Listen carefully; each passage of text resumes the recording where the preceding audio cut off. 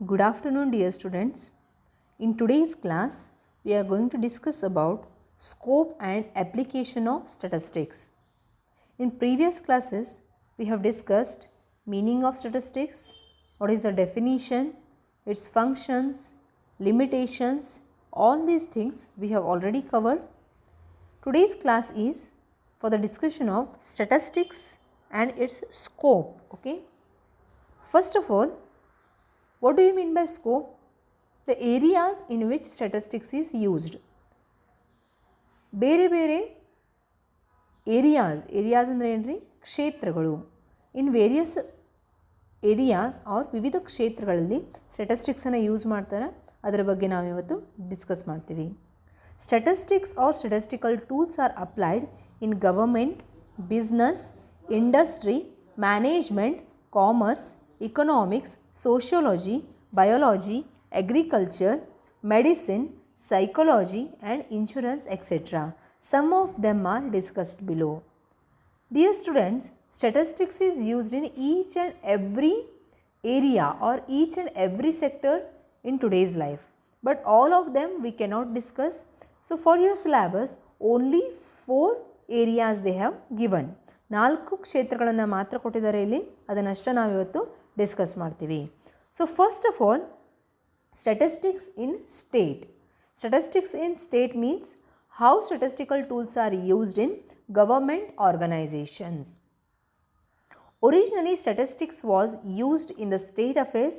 Later on, it was used in all government departments such as finance, education, population study, transport, post and telegraph, commerce, defense, agriculture, etc. While explaining the origin of statistics, ಸ್ಟ್ಯಾಟಿಸ್ಟಿಕ್ಸಿನ ಒರಿಜಿನನ್ನು explain ಮಾಡುವಾಗ ನಾನು ನಿಮಗೆ ಹೇಳಿದ್ದೆ, first statistics start ಆಗಿದ್ದೆಲ್ಲಿಂದ state affairs or ರಾಜರು ತಮ್ಮ ರಾಜ್ಯವನ್ನು ಮ್ಯಾನೇಜ್ ಮಾಡೋ ಸಲುವಾಗಿ ಸ್ಟ್ಯಾಟಿಸ್ಟಿಕಲ್ ಟೂಲ್ಸನ್ನು ಯೂಸ್ ಮಾಡ್ತಿದ್ರು. So first of all in the origin discuss ಮಾಡುವಾಗ ನಾನು ನಿಮಗೆ ಹೇಳಿದ್ದೆ, ಅದನ್ನೇ ಇಲ್ಲಿ ಅವ್ರು ಹೇಳ್ತಾರೆ, it was initially used for the state affairs only. For managing state affairs statistics was used. In today's era or in today's state affairs or today's state administration, statistics is used in finance, education, then population study. Finance ಅಂದರೆ ಏನು ರೀ, ಹಣಕಾಸಿನ ವ್ಯವಹಾರಗಳಲ್ಲಿ, ಶಿಕ್ಷಣದಲ್ಲಿ. Population study ಅಂದರೆ ಏನು ರೀ, ಜನಸಂಖ್ಯೆಯನ್ನು ಸ್ಟಡಿ ಮಾಡೋ ಸಲುವಾಗಿ. ಟ್ರಾನ್ಸ್ಪೋರ್ಟೇಷನಲ್ಲಿ, post and telegraph, commerce, defence, agriculture etcetera. ಈ ಎಲ್ಲದನ್ನು ಮ್ಯಾನೇಜ್ ಮಾಡೋಕ್ಕೆ ಏನು ಮಾಡ್ತಾರೆ, ಸ್ಟ್ಯಾಟಿಸ್ಟಿಕ್ಸನ್ನೇ ಯೂಸ್ ಮಾಡ್ತಾರೆ. Government is using statistical tools in all these area. ಈ ಎಲ್ಲ ಏರಿಯಾಗಳಲ್ಲಿ ಸ್ಟೇಟ್ ಅಥವಾ ಗವರ್ಮೆಂಟ್ ಸ್ಟ್ಯಾಟಿಸ್ಟಿಕ್ಸನ್ನು ಯೂಸ್ ಮಾಡ್ತೈತೆ.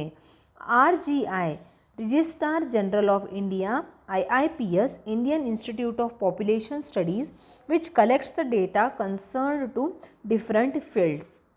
ಗವರ್ಮೆಂಟ್ ಏನು ಮಾಡಿದೆ, ಬೇರೆ ಬೇರೆ ಆರ್ಗನೈಸೇಷನ್ಸನ್ನು ನೇಮಕ ಮಾಡಿದೆ. Government has organised or it has given work of the statistics to various organisations. Those organizations are known as RGI, Registrar General of India, and IIPS, Indian Institute of Population Studies. These are some examples which are taking care of statistics in case of state affairs or state administration. Okay. Second point is statistics in business. Business ಅಥವಾ ವ್ಯವಹಾರದ ಕ್ಷೇತ್ರದಲ್ಲಿ statistics ಯಾವ ರೀತಿ use ಆಗ್ತೈತಿ. Statistical methods are used by businessmen in making decision making, then estimation and comparison etcetera. How statistics is used in the business for the purpose of taking the decisions. ಬೇರೆ ಬೇರೆ ನಿರ್ಧಾರಗಳನ್ನು ಬಿಸ್ನೆಸ್ನಾಗ ತೊಗೊಳ್ಳುವಾಗ statistical ಟೂಲ್ಸನ್ನು use ಮಾಡ್ತಾರೆ. ಆಮೇಲೆ estimation and comparison, ಎಷ್ಟು ನಮ್ಮ ಪ್ರಾಡಕ್ಟಿಗೆ ಫ್ಯೂಚರಲ್ಲಿ ಎಷ್ಟು demand ಇರ್ಬೋದು, what will be the demand for our product in future, how consumer taste and preferences are changed. For all these purposes statistics is used. In business also, business ಒಳಗೂ ಎಲ್ಲರೂ use ಮಾಡ್ತಾರೆ ಸ್ಟ್ಯಾಟಿಸ್ಟಿಕ್ಸನ್ನು. Production area, finance area, sales, accounting, purchase, quality control, marketing etcetera. ಈ ಎಲ್ಲ ಕ್ಷೇತ್ರಗಳಲ್ಲಿ under business, under all these areas statistical tools are used. Okay. Then statistics in ಇಕನಾಮಿಕ್ಸಲ್ಲಿ statistics ಯಾವ ರೀತಿ ಯೂಸ್ ಆಗುತ್ತೆ. ನಾನು ನಿಮಗೆ ಫಸ್ಟ್ ಇನಿಷಿಯಲ್ ಕ್ಲಾಸಸ್ಸಲ್ಲೇ ಹೇಳಿದೆ, ಇಕನಾಮಿಕ್ಸ್ ಒಳಗೆ ಸ್ಟೆಟಿಸ್ಟಿಕ್ಸ್ ಯೂಸ್ ಆದ್ರೆ ಅದನ್ನ ಏನಂತ ಕರೀತಾರೆ, ಇಕನಾಮೆಟ್ರಿಕ್ಸ್ ಅಂತ ಕರೀತಾರೆ. Statistical methods are useful in understanding economical problems, formulating economical policies. As we have discussed, ಅರ್ಥಶಾಸ್ತ್ರದಲ್ಲಿ ಪಂಚವಾರ್ಷಿಕ ಯೋಜನೆಗಳು 5 ವರ್ಷಕ್ಕೆ 5 ಇಯರ್ಸ್ ಪ್ಲ್ಯಾನ್ ಅಂತ ಮಾಡ್ತಾರೆ. ಆ 5 ಇಯರ್ಸ್ ಪ್ಲ್ಯಾನ್ ಮಾಡುವಾಗ for the purpose of formulating 5 years plan statistical methods are used. Then saving, taxation, how much tax is to be levied, ಎಷ್ಟು ಟ್ಯಾಕ್ಸನ್ನು ಲೇವಿ ಮಾಡಬೇಕು. ದೆನ್ ಎಕ್ಸ್ಪೋರ್ಟ್, ಇಂಪೋರ್ಟ್, ಇದೆಲ್ಲದನ್ನು ಇಕನಾಮಿಕ್ಸ್ ಒಳಗೆ ಸ್ಟಡಿ ಮಾಡೋಕ್ಕೆ ಏನು ಮಾಡ್ತಾರೆ, ಸ್ಟೆಟಿಸ್ಟಿಕಲ್ ಟೂಲ್ಸನ್ನು ಯೂಸ್ ಮಾಡ್ತಾರೆ. This is called as statistics in economics. ಅದಾದಮೇಲೆ ಸ್ಟೆಟಿಸ್ಟಿಕ್ಸ್ ಇನ್ ಸೈನ್ಸ್ ಒಳಗೆ ಎಲ್ಲೆಲ್ಲಿ ಸ್ಟೆಟಿಸ್ಟಿಕ್ಸ್ ಯೂಸ್ ಆಗ್ತದೆ ರೀ, astronomy, engineering, biometry and pharmaceutical statistical methods are used in all these areas. Under science ಎಲ್ಲೆಲ್ಲಿ ಅಂದರೆ ಆಸ್ಟ್ರೋನಾಮಿ ಅಂದರೆ ಬಾಹ್ಯಾಕಾಶ ಸಂಶೋಧನೆ, ಆಸ್ಟ್ರೋನಾಮಿ. ದೆನ್ ಇಂಜಿನಿಯರಿಂಗಲ್ಲಿ ಯೂಸ್ ಮಾಡ್ತಾರೆ, ಬಯೋಮ್ಯಾಟ್ರಿ ಬಯೋಲಾಜಿ ಒಳಗೆ ಯೂಸ್ ಮಾಡ್ತಾರೆ ರೀ, ಆ್ಯಂಡ್ ಫಾರ್ಮಾಸಿಟಿಕ್ಸ್ ಅಂದರೆ ಏನು, ಔಷಧ ತಯಾರಿಕೆ. ಈ ಎಲ್ಲ ಕಂಪನಿಗಳಲ್ಲಿ ಸ್ಟೆಟಿಸ್ಟಿಕ್ಸನ್ನು ಯೂಸ್ ಮಾಡ್ತಾರೆ under science. Statistics without science without statistics bears no fruits. Statistics without science has no roots. ಒಂದು ಇಲ್ಲಿ saying, or here they have given one saying. One saying says that, famous saying, science without statistics. ವಿಜ್ಞಾನ statistics ಇಲ್ಲದೆ ವಿಜ್ಞಾನವನ್ನು ನಾವು ಊಹಿಸಿಕೊಳ್ಳಲು ಸಾಧ್ಯವಿಲ್ಲ. Without statistics we cannot imagine the science, because in each and every research we need the statistics, right? In each and every research we need the statistics. So they have given this saying, science without statistics bear no fruits. ಅದು ಯಾವುದೇ ರೀತಿಯ ಫಲವನ್ನು ಕೊಡಲು ಸಾಧ್ಯ ಇಲ್ಲ ಅಂತ. Science without statistics bears no fruits.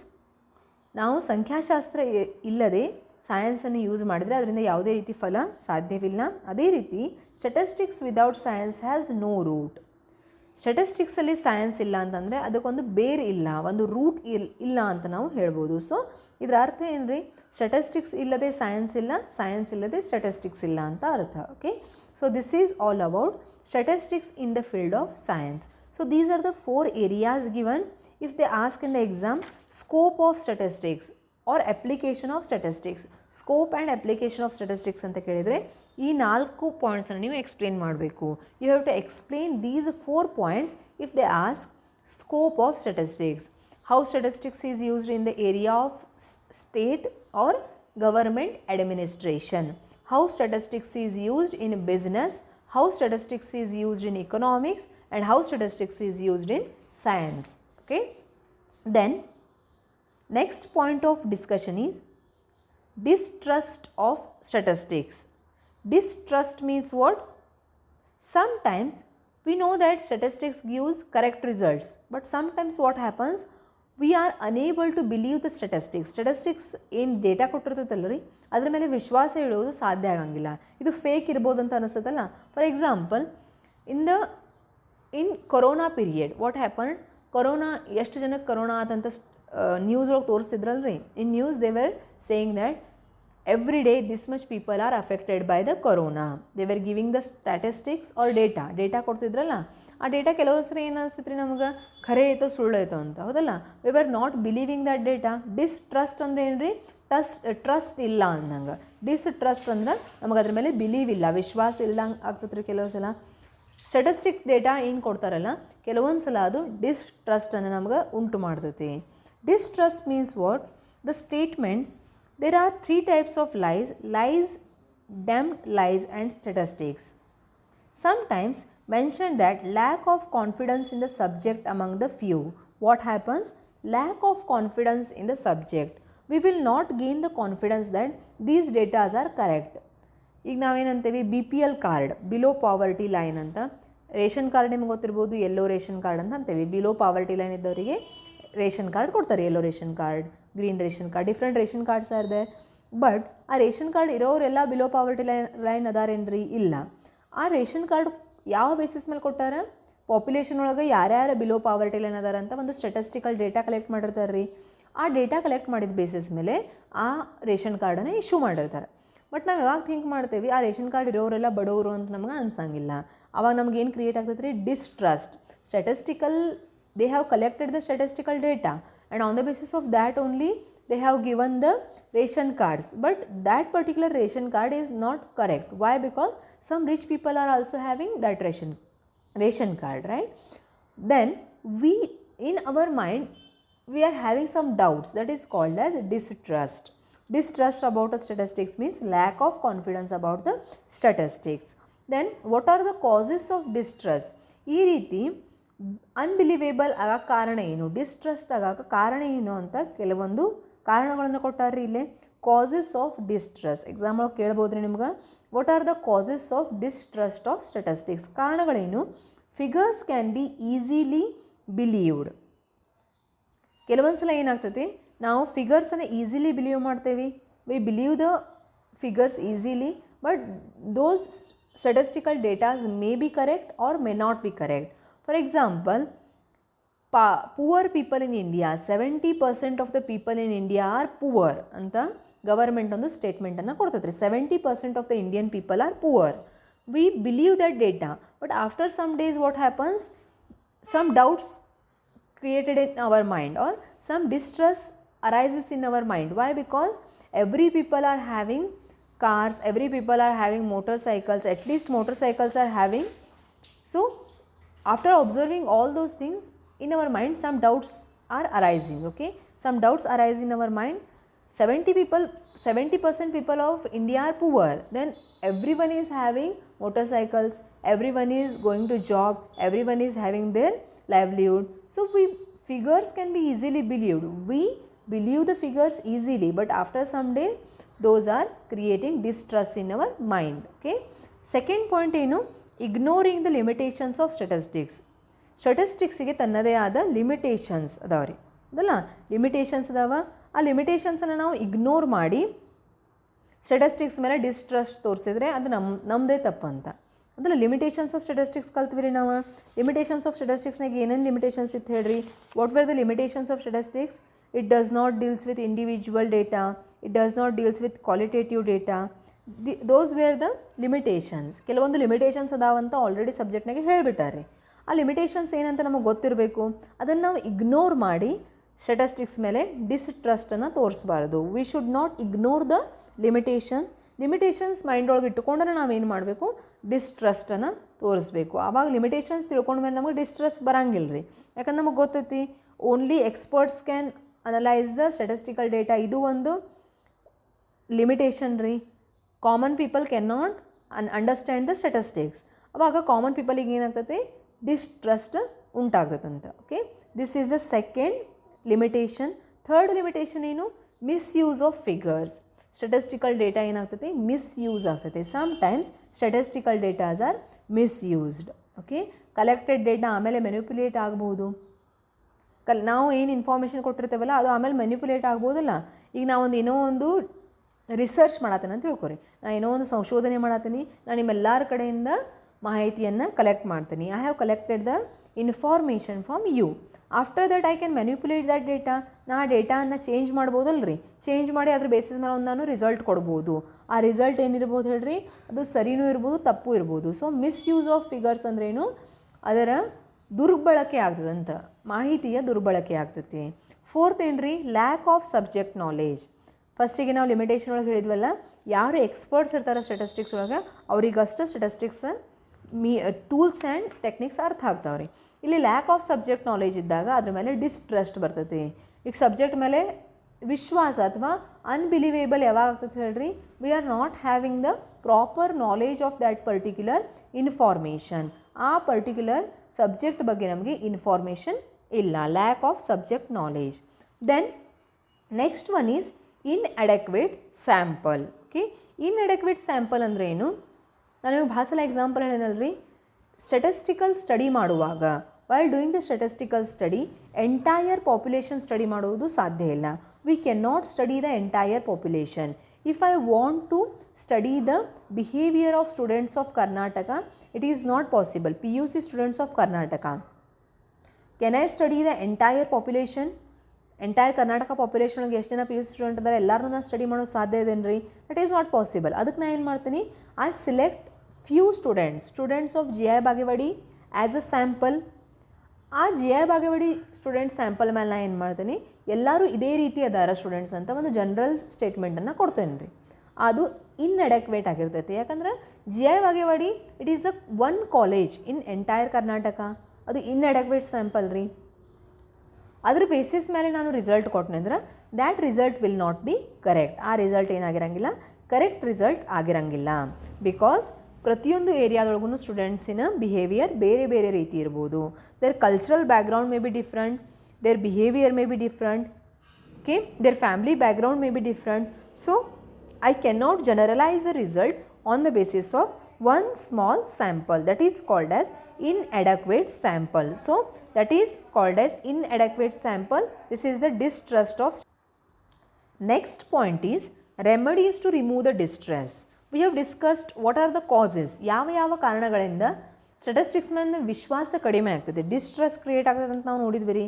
ಹಾಗಾದ್ರೆ ಅದನ್ನು ಕಡಿಮೆ ಮಾಡಬೇಕಂದ್ರೆ ಏನೇನು ರೆಮಿಡೀಸ್ ಅದಾವ, ಓಕೆ, ಏನೇನು ಪರಿಹಾರಗಳು ಅದಾವ ಅಂತ ನೋಡ್ಬೇಕ್ರಿ ನಾವು. First one is need of caution. ನಾವು ಕಾಳಜಿಪೂರ್ವಕವಾಗಿ ಸ್ಟ್ಯಾಟಿಸ್ಟಿಕಲ್ ಡೇಟಾವನ್ನು ಕಲೆಕ್ಟ್ ಮಾಡಬೇಕು. ಕಾಷನ್ ಅಂದರೆ ಏನು ರೀ? ಕಾಳಜಿ.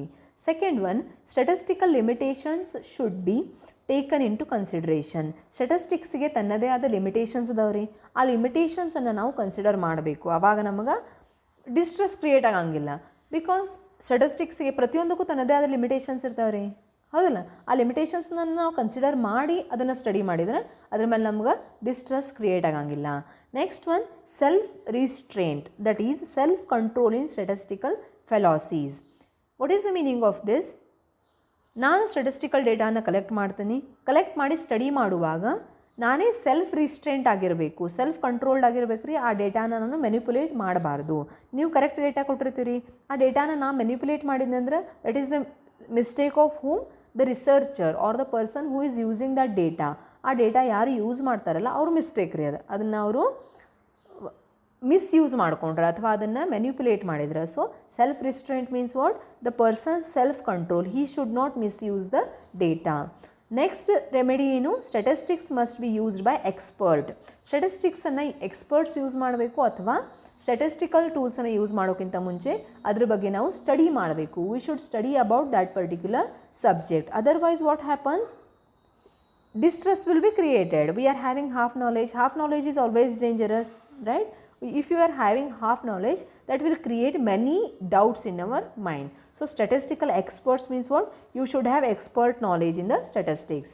Next one, analytical study of data before its use. Before using the statistical data or before giving any results or before publishing any results, ಯಾವುದೂ ರಿಸಲ್ಟನ್ನು ಪಬ್ಲಿಷ್ ಮಾಡೋಕ್ಕಿಂತ ಮುಂಚೆ ನಾವು ಅದನ್ನು ಅನಲೈಸ್ ಮಾಡಬೇಕು. Analytical study of data means before publishing any data, before publishing any results, you should analyse the data. Analytically you have to analyse. Okay, analytically study ಮಾಡಬೇಕಂದ್ರೆ ಏನು ರೀ? ಸ್ಟೆಪ್ ಬೈ ಸ್ಟೆಪ್ ಆ ಡೇಟಾನ ನಾವು ಅನಲೈಸ್ ಮಾಡಬೇಕು, study ಮಾಡಬೇಕು. ಅದಾದಮೇಲೆ ರಿಸಲ್ಟ್ಸನ್ನು ಕೊಡಬೇಕು, present ಮಾಡಬೇಕು. Understood? These are the remedies. ಈ ಎಲ್ಲ ರೆಮಿಡೀಸನ್ನು ಯೂಸ್ ಮಾಡಿ ಏನು ಮಾಡ್ಬೋದು ರೀ? ಸ್ಟ್ಯಾಟಿಸ್ಟಿಕ್ಸಿನ ಡಿಸ್ಟ್ರಸ್ಟನ್ನು ಕಡಿಮೆ ಮಾಡ್ಬೋದು, ರಿಮೂವ್ ಮಾಡ್ಬೋದು. So next point of discussion is some important concepts. Okay, some important concepts are there in statistics which they may ask for you in your exam for 2 marks or 1 mark. You have to remember these concepts, some important concepts. So first concept is units or individuals. First concept is units or individuals. The object whose characteristics are studied in any statistical survey are called as units or individuals. What is the meaning of units or individuals? The object whose characteristics are studied in any statistical survey. If I am doing the survey of students, if I am doing the research on students behavior, ನಾನು students behaviour ಮೇಲೆ research ಮಾಡತ್ತೇನೆ ಅಂತ ತಿಳ್ಕೊರಿ. ಆವಾಗ who is called as units or individuals? Students are called as units or individuals. ನಾ students ಮೇಲೆ study ಮಾಡತ್ತೇನೆ ರೀ, ಅವಾಗ ಸ್ಟೂಡೆಂಟ್ಸನ್ನ ನನ್ನ ಸ್ಟಡಿಯ ಯೂನಿಟ್ಸ್ ಆರ್ ಇಂಡಿವಿಜುವಲ್ಸ್. ಅದನ್ನೇ ಹೇಳ್ತಾರೆ ಇಲ್ಲಿ ದ ಆಬ್ಜೆಕ್ಟ್, ಯಾವ ಆಬ್ಜೆಕ್ಟ್ ಮೇಲೆ ನಾವು ಸ್ಟಡಿ ಮಾಡತ್ತೀವಿ. The object on whose characteristics, ಯಾರ ಕ್ಯಾರೆಕ್ಟರಿಸ್ಟಿಕ್ಸ್ ಮೇಲೆ ಸ್ಟಡಿ ಮಾಡತ್ತೇನೆ, ಸ್ಟೂಡೆಂಟ್ಸ್ ಕ್ಯಾರೆಕ್ಟರಿಸ್ಟಿಕ್ಸ್ ಮೇಲೆ ಸ್ಟಡಿ ಮಾಡತ್ತೇನೆ ರೀ. In any statistical survey are called as units or individuals. Okay, the object, ಯಾವ ಆಬ್ಜೆಕ್ಟ್ ಮೇಲೆ ಸ್ಟ್ಯಾಟಿಸ್ಟಿಕಲ್ ಸ್ಟಡಿ ಒಳಗೆ ಸ್ಟಡಿ ಮಾಡ್ತಿರ್ತಾರಲ್ರಿ ಆ ಆಬ್ಜೆಕ್ಟನ್ನು ಯೂನಿಟ್ ಅಥವಾ ಇಂಡಿವಿಜುವಲ್ ಅಂತ ಕರೀತಾರೆ. ನೆಕ್ಸ್ಟ್ ಪಾಯಿಂಟ್ ಏನ್ರಿ, population or universe. In the statistical language population means or the totality of units under consideration is called as population or units. Totality of units. ಒಂದು example, ಅದೇ ಎಕ್ಸಾಂಪಲ್ನ ಕಂಟಿನ್ಯೂ ಮಾಡ್ತೇನೆ ರೀ. Students behaviour, I am studying students of entire Karnataka. Entire Karnataka students population ರೀ. Entire, okay, entire Karnataka students are called as population. The totality, totality ಅಂದ್ರೇನು, total students ರೀ, of units under consideration is called population. Total population means what, total students of Karnataka under my study. A population which contains finite countable numbers of units is called finite population. Example, fish in an aquarium. A population which contains infinite number of units is called infinite population. Fish in an ocean. Population ಅಂದ್ರೆ ಏನ್ರಿ, total ಎಷ್ಟು ಜನ students ಅದರ ಕರ್ನಾಟಕದಾಗ, totality of ಯೂನಿಟ್ಸನ್ನು population ಅಂತ ಕರೀತಾರೆ. Population ಒಳಗೂ ಎರಡು ಟೈಪ್ಸ್ ಬರ್ತಾವೆ ರೀ. ಒಂದು ಫೈನೈಟ್ ಪಾಪ್ಯುಲೇಷನ್, ಒಂದು ಅನ್ಫೈನೈಟ್ ಪಾಪ್ಯುಲೇಷನ್. ಫೈನೈಟ್ ಅಂದರೆ ಏನು ರೀ, ಯಾವುದನ್ನು ನಾವು ಕೌಂಟ್ ಮಾಡಬಹುದು, ಕೌಂಟೇಬಲ್. ಇನ್ಫೈನೈಟ್ ಅಂದರೆ ಏನು, ಅನ್ಕೌಂಟೇಬಲ್, ಯಾವುದನ್ನು ನಾವು ಕೌಂಟ್ ಮಾಡೋಕ್ಕೆ ಸಾಧ್ಯ ಇಲ್ಲ, ಅದನ್ನು ಅನ್ಕೌಂಟೇಬಲ್ ಅಥವಾ ಇನ್ಫೈನೈಟ್ ಅಂತ ಕರೀತಾರೆ. ಪಾಪ್ಯುಲೇಷನ್ ಫೈನೈಟ್ ಅಂತ ಯಾವಾಗ ಕರೀತಾರೆ, ಅದನ್ನು ನಾವು ಕೌಂಟ್ ಮಾಡಬಹುದು. Finite population is one which contains, a population which contains finite or countable, count ಮಾಡೋಕ್ಕೆ ಸಾಧ್ಯ ಆಗುವಷ್ಟು ಇಂಡಿವಿಜುವಲ್ಸ್ ಅಥವಾ ಯೂನಿಟ್ಸನ್ನು ಹೊಂದಿತ್ತಂದ್ರೆ ಅದನ್ನು ನಾವು ಫೈನೈಟ್ ಪಾಪ್ಯುಲೇಷನ್ ಅಂತ ಕರಿತೀವಿ. ಎಕ್ಸಾಂಪಲ್ ಏನು ಕೊಡ್ತಾರೆ, ಫಿಶ್ ಇನ್ ಅಕ್ವೇರಿಯಮ್. ಮನೆಯೊಳಗೆ ಅಕ್ವೇರಿಯಮ್ ಇಟ್ಟಿರ್ತಾರಲ್ಲ ರೀ, ಫಿಶ್ ಪೌಂಡ್ ಇಟ್ಟಿರ್ತಾರಲ್ಲ ಅಕ್ವೇರಿಯಮ್. ಆ ಅಕ್ವೇರಿಯಮ್ ಒಳಗಿರುವಂಥ ಫಿಶನ್ನು ನೀವು ಕೌಂಟ್ ಮಾಡಬಹುದು. So that is called as countable or finite population. Infinite ಅಂದರೆ ಏನು ರೀ, ಸಮುದ್ರದೊಳಗಿರುವಂಥ ಫಿಶ್. ಸಮುದ್ರದೊಳಗಿರುವಂಥ ಫಿಶ್ ಕೌಂಟೇಬಲ್ ಏನ್ರಿ, ಇನ್ನು infinite population, that is called as infinite population. Okay, next point is sample. Sample means what, the representative unit of the population is called sample. Sample ಅಂದ್ರೆ ಏನು, representative unit of the population. ಅದೇ example continue ಮಾಡ್ತೇನೆ ರೀ ನಾನು. Students behaviour of Karnataka study ಮಾಡೋ ಸಲುವಾಗಿ ನಾನು ಏನು ಮಾಡ್ತೀನಿ, students of GI Bagewadi college choose ಮಾಡ್ತೇನೆ ರೀ. I am choosing the GI Bagewadi college students for my study. ನನ್ನ ಉದ್ದೇಶ ಏನು ರೀ, ಎಂಟೈರ್ ಕರ್ನಾಟಕದೊಳಗೆ ಸ್ಟೂಡೆಂಟ್ಸ್ ಬಿಹೇವಿಯರ್ ಯಾವ ರೀತಿ ಇರ್ತೈತಿ ಅಂತ ಸ್ಟಡಿ ಮಾಡೋದು ನನ್ನ ಉದ್ದೇಶ. That is my intention. But I cannot contact each and every student. So what I am doing, I am selecting few students of GI Bagewadi college, only one college, and on the basis of that I am doing the research. So that particular representative unit is called as sample. ಆ representative unit ಅನ್ನು ಏನಂತ ಕರೀತಾರೆ, sample ಅಂತ ಕರೀತಾರೆ. Next one is quantitative and qualitative characteristics. Quantitative ಅಂದರೆ ಏನು, which can be expressed in the form of numbers. ಸಂಖ್ಯೆಗಳ ರೂಪದಲ್ಲಿ ಎಕ್ಸ್ಪ್ರೆಸ್ ಮಾಡೋದನ್ನು ಕ್ವಾಂಟಿಟೇಟಿವ್ ಅಂತ ಕರೀತಾರೆ, ಕ್ವಾಂಟಿಟಿ. ಓಕೆ, ಕ್ವಾಲಿಟಿ ಅಂದರೆ ಯಾವುದು, ಯಾವುದನ್ನು ನಂಬರ್ಸ್ ಒಳಗೆ ಎಕ್ಸ್ಪ್ರೆಸ್ ಮಾಡೋಕ್ಕೆ ಸಾಧ್ಯ ಇಲ್ಲ. Only this much you have to remember, numerically measurable characteristics are called as quantitative characteristics. Numbers ಒಳಗೆ ನಿಮಗೆ ಮೇಜರ್ ಮಾಡೋಕ್ಕೆ ಬರಬೇಕು ರೀ. You should measure that in the form of numbers. You can be able to express that in the form of numbers. For example, marks scored by the students. How much marks scored by the students? You can express it in the form of numbers. That is called as quantitative characteristic. Qualitative characteristic ಅಂದ್ರೆ ಏನು, which cannot be, which are not numerically measurable. ಯಾವುದನ್ನು number ಒಳಗೆ ನಮಗೆ major ಮಾಡೋಕ್ಕೆ ಸಾಧ್ಯ ಇಲ್ಲ. For example, taste of the food ಎಷ್ಟು tasty ಆಗಿತ್ತು ಅಂತ ನಂಬರ್ಸ್ನಾಗ ಹೇಳಕ್ಕೆ ಸಾಧ್ಯ ಇದನ್ರಿ ನೀವು. 1 kg ಟೇಸ್ಟಿ ಆಗಿತ್ತು, ನೋ. ಭಾಳ ಟೇಸ್ಟಿ ಆಗಿತ್ತು, ಟೇಸ್ಟ್ ಆಗಿದ್ದಿಲ್ಲ, ಹೌದಲ್ಲ ರೀ, ಇದಿಷ್ಟೇ ಹೇಳ್ಬೋದಲ್ಲ. ಸೊ ಅದನ್ನು ನಾವೇನಂತ ಕರಿತೀವಿ, ಕ್ವಾಲಿಟೇಟಿವ್. ಅದರ ಕ್ವಾಲಿಟಿಯನ್ನು ಎಕ್ಸ್ಪ್ರೆಸ್ ಮಾಡೋದು, ಯಾವುದು ನಂಬರ್ಸ್ ಒಳಗೆ ಎಕ್ಸ್ಪ್ರೆಸ್ ಮಾಡೋಕ್ಕೆ ಸಾಧ್ಯ ಇಲ್ಲ ಅದನ್ನು ಕ್ವಾಲಿಟೇಟಿವ್ ಕ್ಯಾರೆಕ್ಟರಿಸ್ಟಿಕ್ ಅಂತ ಕರೀತಾರೆ. Okay, next one is variable and attribute. Next one is variable and attribute. Variable ಅಂದರೆ ಏನು, ಇಂಗ್ಲೀಷ್ ಒಳಗೆ ವ್ಯಾರಿ, VARY, ವ್ಯಾರಿ ಅಂದರೆ ಏನು ರೀ, ಚೇಂಜ್ ಅಥವಾ ಬದಲಾಗುವುದು. VERY ವೆರಿ ಬೇರೆ ರೀ. VERY ವೆರಿ ಅಂದರೆ ಏನು, ಬಹಳ ಅಂತ, ಜಾಸ್ತಿ ಅಂತ ಅರ್ಥ ರೀ.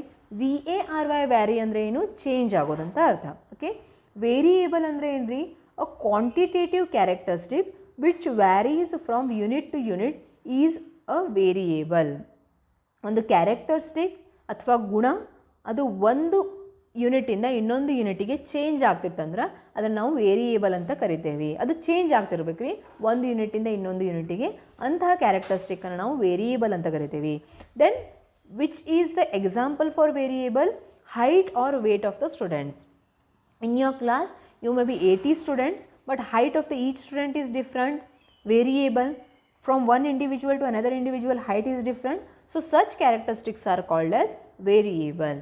Next one is attribute, a qualitative characteristic which varies from unit to unit is called attribute. Attribute ಅಂದ್ರೆ ಏನ್ರಿ, ಇದು ಚೇಂಜ್ ಆಗೋದನ್ನ ರೀ. ಅ ಕ್ವಾಲಿಟೇಟಿವ್ ಆದರೆ ಇದೇನು ಕ್ವಾಲಿಟೇಟಿವ್ ಕ್ಯಾರೆಕ್ಟರಿಸ್ಟಿಕ್ ಅಥವಾ ಕ್ವಾಲಿಟೇಟಿವ್ ಫ್ಯಾಕ್ಟರ್. ವೇರಿಯೇಬಲ್ ಅಂದರೆ ಏನು, ಕ್ವಾಂಟಿಟೇಟಿವ್ ಫ್ಯಾಕ್ಟರ್ ರೀ. ಅಟ್ರಿಬ್ಯೂಟ್ ಅಂದರೆ ಏನು, qualitative factor. Qualitative factor or qualitative characteristic which varies from, ಅದು ಚೇಂಜ್ ಆಗುತ್ತೆ ರೀ one unit to another unit. ಇದು ಕ್ವಾಲಿಟೇಟಿವ್ ಅಂದ್ಕೊಳ್ಳಿ. ಇಲ್ಲಿ ಎಕ್ಸಾಂಪಲ್ ಏನು ಬಂತ್ರಿ, ಇಂಟೆಲಿಜೆನ್ಸ್ ಆಫ್ ದ ಸ್ಟೂಡೆಂಟ್. ಒಬ್ಬ ಸ್ಟೂಡೆಂಟಿನ ಇಂಟೆಲಿಜೆನ್ಸಿಂದ ಇನ್ನೊಬ್ಬ ಸ್ಟೂಡೆಂಟ್ಸಿನ ಇಂಟೆಲಿಜೆನ್ಸಿಗೆ ಚೇಂಜ್ ಇರ್ತೈತೆ ರೀ. ಒಬ್ಬ ಸ್ಟೂಡೆಂಟ್ ಆರ್ಟ್ ಒಳಗೆ ಹುಷಾರಿರ್ಬೋದು, ಒಬ್ಬ ಡಾನ್ಸಿಂಗ್ನಾಗ ಇಂಟೆಲಿಜೆಂಟ್ ಇರ್ಬೋದು ರೀ, ಒಬ್ಬ ಸ್ಟಡೀಸ್ನಾಗ ಇಂಟೆಲಿಜೆನ್ಸ್ ಇರ್ಬೋದು, ಒಬ್ಬ ಸ್ಪೋರ್ಟ್ಸ್ನಾಗ ಇಂಟೆಲಿಜೆಂಟ್ ಇರ್ಬೋದು. ಸೊ ಇಂತಹ ಕ್ಯಾರೆಕ್ಟರಿಸ್ಟಿಕ್ ಯಾವ ಕ್ವಾಲಿಟಿ ಒಳಗೆ ಎಕ್ಸ್ಪ್ರೆಸ್ ಆಗ್ತವೆ, ಒಬ್ಬ ಪರ್ಸನಿಂದ ಇನ್ನೊಬ್ಬ ಪರ್ಸನಿಗೆ ಚೇಂಜ್ ಆಗ್ತಾವಲ್ರಿ, ಅದನ್ನು ಕ್ವಾಲಿಟೇಟಿವ್ ಕ್ಯಾರೆಕ್ಟರಿಸ್ಟಿಕ್ಸ್, ಅದನ್ನ ಅಟ್ರಿಬ್ಯೂಟ್ ಅಂತ ಕರಿಬೇಕು. ಯಾವುದು ಕ್ವಾಂಟಿಟಿ ಒಳಗೆ ನಂಬರ್ಸ್ನ ಎಕ್ಸ್ಪ್ರೆಸ್ ಮಾಡ್ತೇವೆ, ಪರ್ಸನ್ ಟು ಪರ್ಸನ್ ಚೇಂಜ್ ಆಗ್ತದೆ, ಅದಕ್ಕೆ ನಾವು ವೇರಿಯೇಬಲ್ ಅಂತ ಕರಿಬೇಕು. Variable is a quantitative, attribute is always qualitative. Okay, then in variables we are having two types. Variables ಒಳಗೆ ಎರಡು ಟೈಪ್ಸ್ ಬರ್ತಾವೆ, ಒಂದು ಡಿಸ್ಕ್ರೀಟ್ ವೇರಿಯೇಬಲ್, ಒಂದು continuous variable. Okay, discrete variable and continuous variable. Two variables are there. What do you mean by discrete variable?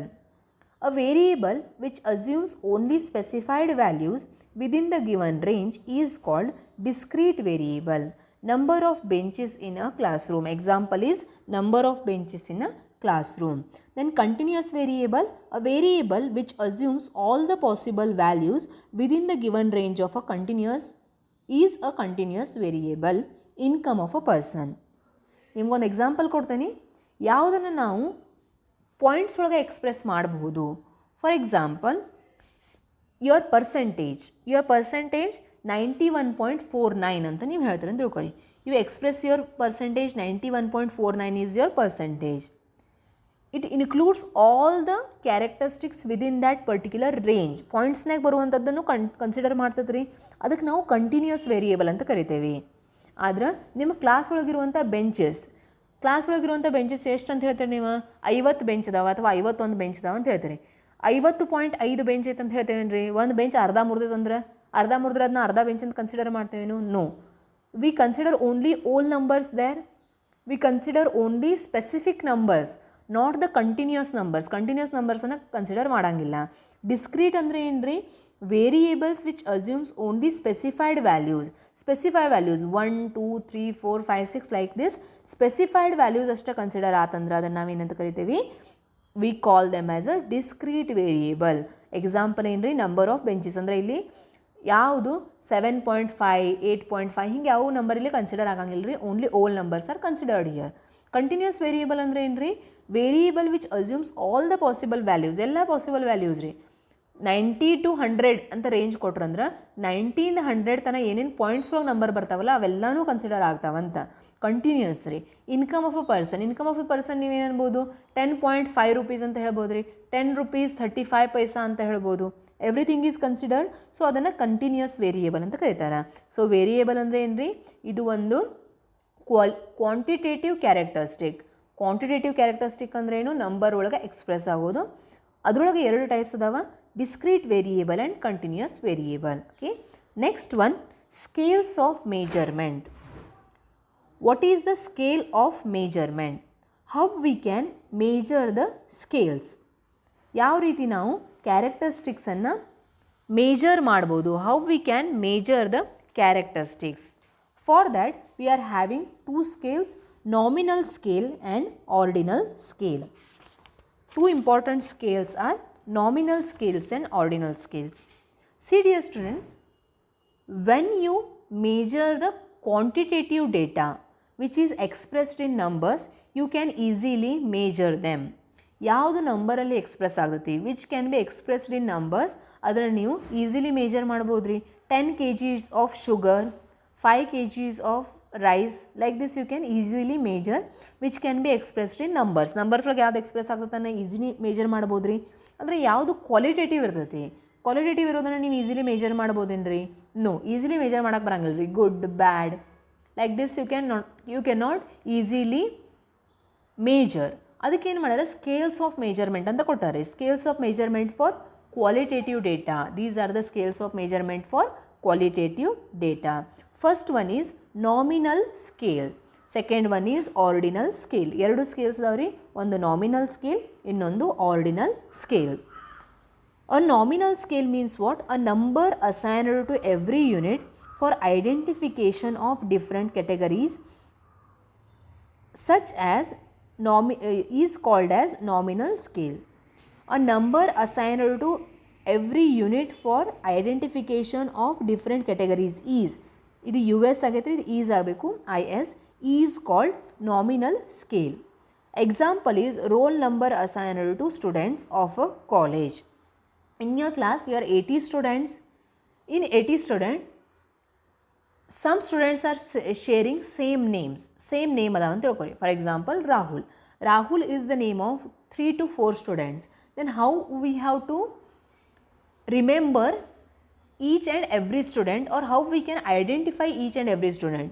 Who is the Rahul scoring 90 marks and who is the Rahul scoring 40 marks? How we can analyze that, how we can remember that with the help of roll number. So nominal scale ಅಂದರೆ ಏನ್ರಿ, ಪ್ರತಿಯೊಬ್ಬರಿಗೂ ಒಂದು unique identification number ಕೊಟ್ಟಿರ್ತಾರೆ, nominal number ಕೊಟ್ಟಿರ್ತಾರೆ. ಆ nominal number ಮೇಲೆ ಅವರನ್ನು identify ಮಾಡೋದಕ್ಕೆ ನಾಮಿನಲ್ ಸ್ಕೇಲ್ ಅಂತ ಕರೀತಾರೆ. For example Aadhaar card number is there, your Aadhaar number, ನಿಮ್ಮ ಆಧಾರ್ ನಂಬರ್ ಇನ್ನೊಬ್ಬ ವ್ಯಕ್ತಿ ಆಧಾರ್ ನಂಬರ್ ಸೇಮ್ ಇರೋಕ್ಕೆ ಸಾಧ್ಯ ಇಲ್ಲರಿ ಯಾವಾಗ nominal. On the base of that they identify you, ನಿಮ್ಮನ್ನು ಐಡೆಂಟಿಫೈ ಮಾಡ್ಬೋದು. ನಾಮಿನಲ್ ಸ್ಕೇಲ್ ಅಂದರೆ ಏನು, ಅ ನಂಬರ್, ಅದು ಒಂದು ನಂಬರ್ ರೀ, ಅಸೈನ್ ಟು ಎವ್ರಿ ಯೂನಿಟ್, ಪ್ರತಿಯೊಂದು ಯೂನಿಟಿಗೆ ಅಥವಾ ಪ್ರತಿಯೊಬ್ಬ ಇಂಡಿವಿಜುವಲಿಗೆ ಅದನ್ನು ಅಸೈನ್ ಮಾಡಿರ್ತಾರೆ. ಯಾಕ್ರಿ, ಐಡೆಂಟಿಫಿಕೇಷನ್ ಆಫ್ ಡಿಫ್ರೆಂಟ್ ಕ್ಯಾಟಗರೀಸ್, ಪ್ರತಿಯೊಂದು ಡಿಫ್ರೆಂಟ್ ಕ್ಯಾಟಗರೀಸನ್ನು ಐಡೆಂಟಿಫೈ ಮಾಡೋ ಸಲುವಾಗಿ ಅಸೈನ್ ಮಾಡಿರ್ತಾರೆ. ಆರ್ಡಿನಲ್ ಸ್ಕೇಲ್ ಅಂದರೆ ಏನು, ನಂಬರ್ ಅಸೈನ್ ಟು ಒಬ್ಸರ್ವೇಷನ್ಸಿಗೆ ಅಸೈನ್ ಮಾಡಿರುವಂಥ number, that can be arranged in ascending or descending order. ಅದನ್ನು ನಾವೇನು ಮಾಡ್ಬೋದು, ಅಸೆಂಡಿಂಗ್ ಆರ್ ಡಿಸೆಂಡಿಂಗ್ ಆರ್ಡರ್ದಾಗ ಅರೇಂಜ್ ಮಾಡಬಹುದು. ಅದನ್ನು ಆರ್ಡಿನಲ್ ಸ್ಕೇಲ್ ಅಂತ ಕರೀತಾರೆ. Ranks given to students according to their performance. Ordinal scale ಒಳಗೆ ಯಾವ್ದು ಬರ್ತದೆ ರೀ, ranks given to students on the basis of their performance. Roll ನಂಬರಿಗೆ ರ್ಯಾಂಕ್ಸಿಗೆ ಏನು ಡಿಫ್ರೆನ್ಸ್ ರೀ, ಫಸ್ಟ್ ರೋಲ್ ನಂಬರ್ ಇದ್ದಾವೆ ಫಸ್ಟ್ ರ್ಯಾಂಕ್ ಬರ್ತಾನೇನ್ರಿ, ನೋ. ನಾಮಿನಲ್ ಸ್ಕೇಲ್ ಒಳಗೆ ರೋಲ್ ನಂಬರ್ ಕೊಡೋ ಉದ್ದೇಶ ಏನು, ಆ ಸ್ಟೂಡೆಂಟನ್ನು ಐಡೆಂಟಿಫೈ ಮಾಡೋದು.